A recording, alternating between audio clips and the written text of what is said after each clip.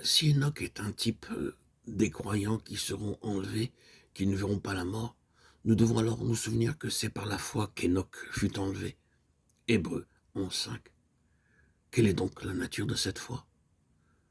C'est la foi qui dépend de la vie divine pour toute chose et qui est par conséquent un témoin constant et un témoignage de la résurrection de Christ. Pour cela, alors que la venue du Seigneur approche, nous serons obligés de vivre exclusivement par sa vie, la vie par laquelle Jésus a vaincu la mort. C'est par elle que le peuple de Dieu a triomphé dans tous les âges.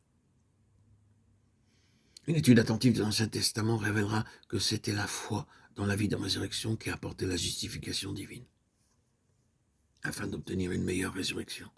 Hébreux 11.35 était le motif qui les a rendus victorieux dans la mort, et donc sur l'autorité de la mort. L'ascendance de l'esprit, si nettement caractéristique des croyants du Nouveau Testament, s'explique par cette vie dans leur esprit, qui ne pouvait pas voir la mort, la vie de celui qui ne meurt plus. La mort n'a plus de pouvoir sur lui, Romains 6.9, parce qu'il n'était pas possible qu'il soit retenu par elle, Actes 2.24. Il est important de se rappeler que la mort n'est pas seulement une loi ou un principe. C'est cela, mais les Écritures nous font bien comprendre constamment que derrière la mort, il y a une personne, tout comme en donnant la vie éternelle, le Seigneur s'est donné lui-même, car il dit « Je suis la résurrection et la vie ». Jean 11.25. Et c'est Christ en vous, l'espérance de la gloire. Ainsi, derrière la mort, il y a celui qui avait le pouvoir de la mort, c'est-à-dire le diable.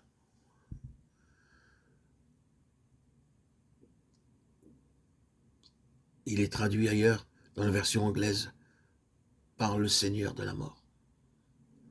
Dans l'Ancien Testament, la grande taille de l'Égypte est montrée comme l'illustration classique de l'exercice du suprême pouvoir divin. Cette bataille n'était pas à l'origine entre l'Éternel d'un côté et Pharaon ou les Égyptiens de l'autre. Ces derniers y furent impliqués et finalement détruits, parce qu'en présence de la révélation et manifestation divine, ils ont persisté dans la rébellion. La vraie bataille était entre l'Éternel et tous les dieux de l'Égypte, Exode 12.12, lesquels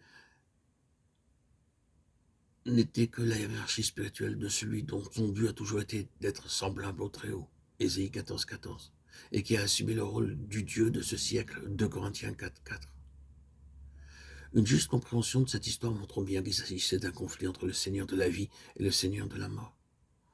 Les Hébreux ont été transportés hors du royaume des ténèbres et de l'autorité de la mort, parce que le sang d'un agneau avait été versé, et à travers la mort avait anéanti de manière symbolique celui qui avait le pouvoir de la mort. C'est l'arrière-plan du calvaire. À la croix, Christ attira sur lui toute la hiérarchie du mal et descendit au plus bas fond du domaine de celle-ci. Puis, en raison de la vie qui ne peut pas être retenue par la mort, il dépouilla les principautés, les puissances, franchit leurs barrières et devint leur vainqueur. Ensuite, à la résurrection, il fut au-dessus de toute domination et autorité. Le premier-né d'entre les morts, le premier, est celui qui embrasse tous ceux qui doivent s'identifier à lui. Le triomphe final de son corps sera l'accomplissement d'Apocalypse 12.11. La victoire sur le système de Satan et son pouvoir, grâce à la vie du Seigneur ressuscité qui demeure en son corps.